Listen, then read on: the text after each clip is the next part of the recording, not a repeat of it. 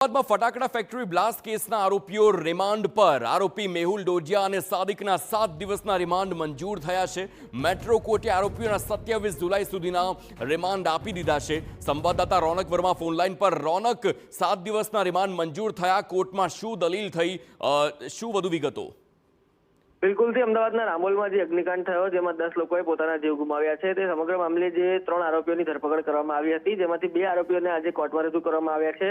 ખાસ કરીને સરકાર પક્ષે રજૂઆત કરવામાં આવી હતી કે કોઈ પણ જાતના પરવાના વગર આ જે ફેક્ટરી છે તે ચલાવતા હતા। ન માત્ર એટલું પરંતુ જે વિસ્ફોટક પાવડર છે તે રાખવામાં આવ્યો હતો અને તેના જ કારણે આ વિસ્ફોટ થયો હતો તે પ્રકારની રજૂઆત છે તે કોર્ટમાં કરવામાં આવી છે।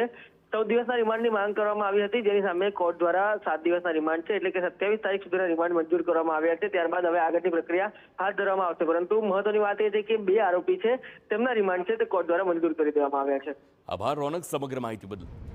તો હવે 7 દિવસના રિમાન્ડમાં વધુ શું ખુલાસા થાય છે તેની પર સૌ કોઈની નજર, પરંતુ આ 7 દિવસમાં અનેક પૂછપરછ થશે, કડક પૂછપરછ થશે, કારણ કે આ ઘટના ખૂબ જ મોટી ઘટી ગઈ છે।